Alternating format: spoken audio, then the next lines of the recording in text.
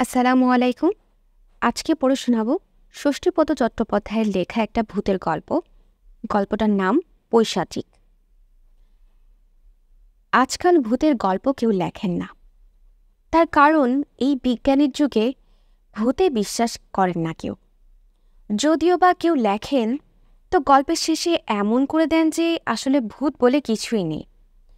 মানুষ মনের ভ্রমে অথবা উল্টাপাল্টা কিছু দেখে অযথা ভয় পেয়ে ভূতের অস্তিত্ব কল্পনা করে নেয়। আমার এই গল্পটি কিন্তু সেরকম নয়।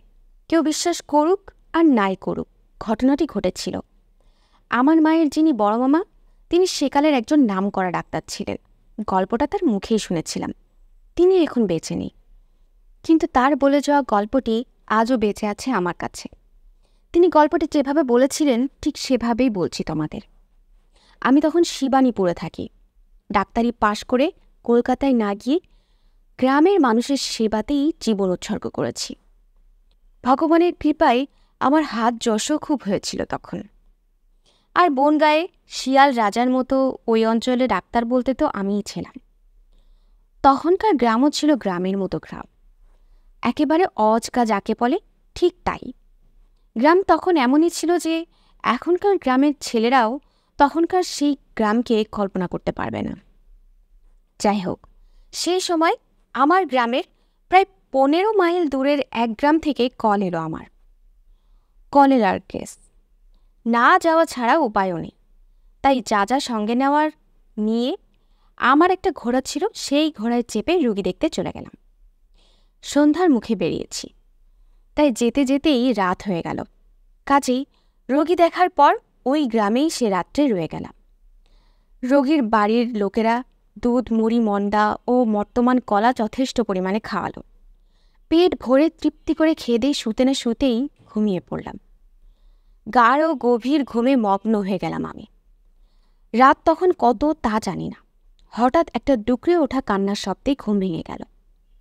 তারপরে শুনতে পেলাম একটা অস্পষ্ট কোলাহল। বুকটা ধড়াস করে উঠল। রোগী কি মরে গেল নাকি? কিন্তু যা ওষুধ দিয়েছি তাতে মরবার তো কথা নয়। বিশেষ করে রোগীর শারীরিক অবস্থা খুবই ভালো ছিল। কান্না শুনে তাড়াতাড়ি টর্চ জেলে দরজা খুলে বেরিয়ে এলাম।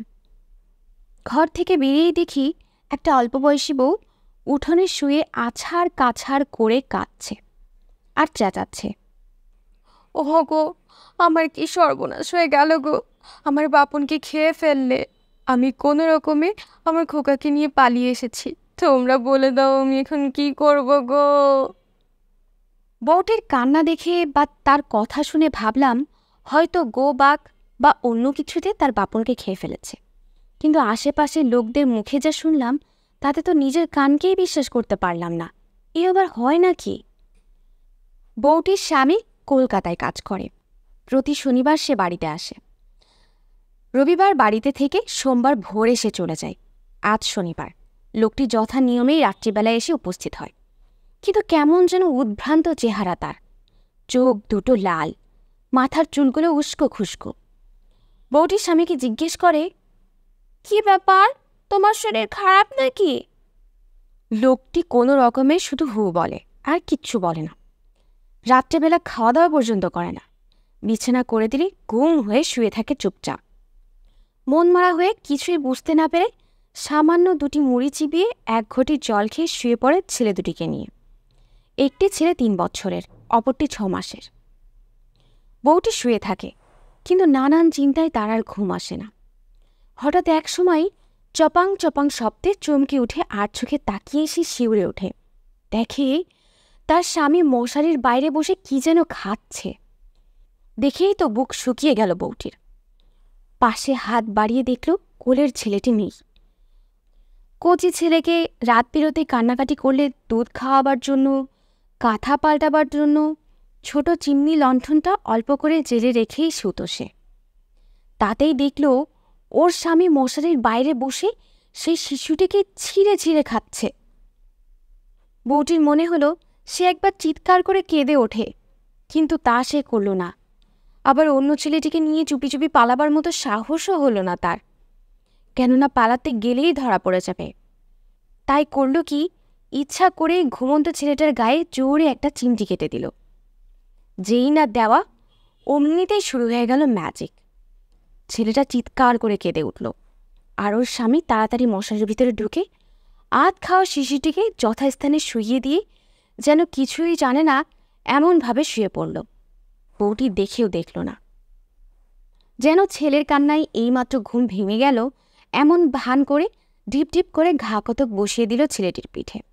স্বামী বলল, কি হলো, রাত দুপুরে শুধু শুধু মারছ কেন ওকে? বউটি যেন খুবই বিরক্ত হয়েছে, এমনভাবে বলল, না মারব না, পাপ কোথাকার। প্রত্যেক দিন রাত্রি হলেই উনাকে মাঠে বসাতে নিয়ে যেতে হবে, ভালো লাগে?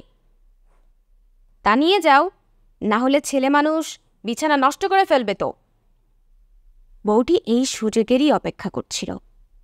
ছেলের নড়া ধরে তাকে হিড়হিড় করে টেনে তুলে ঘরের বাইরে এসেই শিকল তুলে দিল দরজায়, দিয়ে এখানে এসে আছাড় কাছাড় করতে লাগল।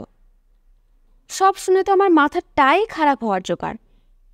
আমি বেশ বুঝতে পারলাম বউটির স্বামী হঠাৎ উন্মাদ হয়ে গিয়ে এই কীর্তি করে ফেলেছে।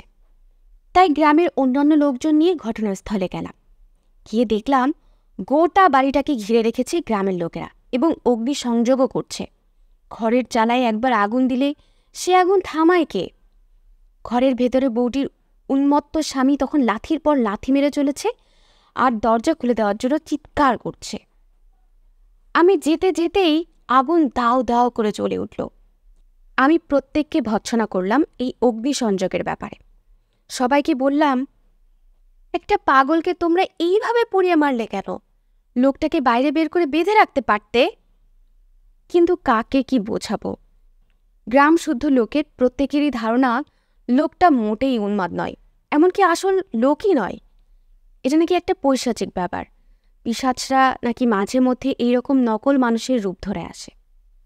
যাই হোক, রাত্রি প্রভাত হলে আমি কয়েকজন লোককে পাঠালাম কলকাতায় তাদের ভুল ভাঙাবার জন্য।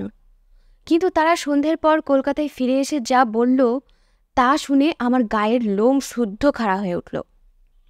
তারা বলল, লোকটি দিন 2 আগে কলকাতাতেই গাড়ি চাপা পড়ে মারা গেছে, মৃতদেহ মর্গে আছে। এখন ওর বউ ছেলেকে নিয়ে গেলেই লাশ ফেরত দেবে ওরা। দেহটা কলকাতাতেই দাহ করা হবে। পৈশাচিক গল্পটা এখানেই শেষ। এরপরে নতুন কোনো গল্প বা উপন্যাস নিয়ে খুব শীঘ্রই আসছে আমাদের ইউটিউব চ্যানেলে। প্রিয় শ্রোতা বন্ধুরা, আমার গল্প পাঠ যদি আপনাদের একটু ভালো লেগে থাকে তাহলে অবশ্যই সাবস্ক্রাইব করে এবং বন্ধুদের সাথে শেয়ার করে আমার পাশে থাকবেন। ধন্যবাদ।